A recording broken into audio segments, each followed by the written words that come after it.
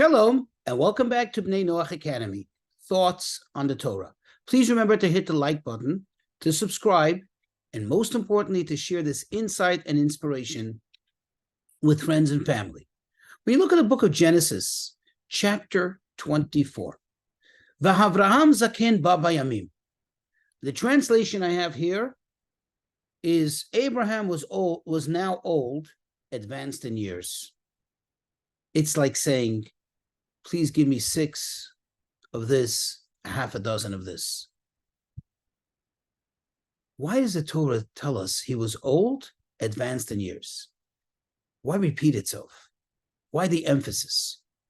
We know the Torah never says any extra words. Why would the Torah say he's advanced in years when he already said he's old? Old means he's advanced in years. The answer is, if we look at the literal translation of the words advanced in years, it actually says ba bayamim. Literally translated, these two words mean ba, coming, he was coming, bayamin, in or with the days. In fact, the esoteric teachings of the Torah, that is from the Midrash, the Zohar, tells us that Abraham wasn't just old in age, but rather he, quote, came with his days, meaning he possessed each and every one of his days. What does that mean? Well, too many of us, perhaps most human beings, reach certain milestones, so to speak, on the calendar in terms of age. They become 10 years old, then they become 20 years old, then become 30 years old. And when all is well, and with God's grace, reach 70, 80, 90, 100. But how many of those days are accounted for? How many of those days are accomplished days? How many of those days that they had are meaningful days? When you start doing the calculation, a year has approximately more or less 365 days.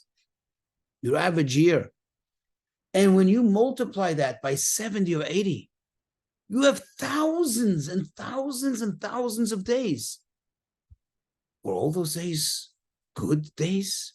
Were all those days meaningful days? Were all those days accomplished days? Did all those days go for purposeful matters, for godly purpose? Or perhaps were they wasted? You don't have them. You see, time is not something we get to keep. We don't get to keep time. A second passes, it's gone forever. We'll never get that second back. However, what we accomplish in that moment, the good that we do, the connection to God that we make, that is what we possess.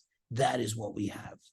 Now, it doesn't only have to be actual, overt, religious, so to speak, or godly, overt godly practice or actions, or in the case of kindness, an actual act of kindness. It could even be things that we do, so to speak, for ourselves.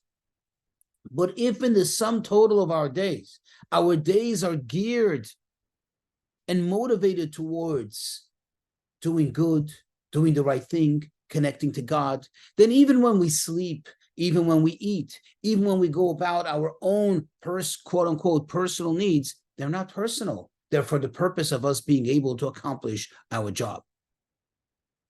You see, when somebody has a task to do, everything that goes into accomplishing that task is considered to be part of that person's job description. And they are actively working. So if, let's say, their job is to give a speech, it's not only about delivering the speech, it's when they write the speech. It's when they think about what to write in the speech. It's about when they go take a shower, put on a suit and tie in order to appear properly in front of the crowd that they're going to give the speech to. And I think the example, you can have every example in life, every metaphor will all end up at the same spot. Everything you do in the sum total of getting the job done is considered part of it. Thus, since Abraham's life was full of meaning, every day was full of accomplishment, he, quote, came with every day. Every moment of his life was a meaningful moment. He came with those moments. So when he's 100 years old, when he's 120 years old, when he's 130 years old, it's not just that he happens to be that old in his passport, so to speak, on his calendar years, but he actually is that old in accomplishment. And this is a lesson for us. We have to make our life meaningful. No, not every moment just has to be engaged in Torah study. Not every moment should be engaged in prayer. On the contrary, God doesn't want that. Even in the Torah, it says 6 days of the week you should work. We have to be engaged in all those things that we do, whether personal or interpersonal, whether it is career or taking care of our own personal needs. But it has to all be for a purpose, so that when we quote earn a living, it's that we have a living that is worth being earned. Thus, there you have your days. You come with your days. You come with your years.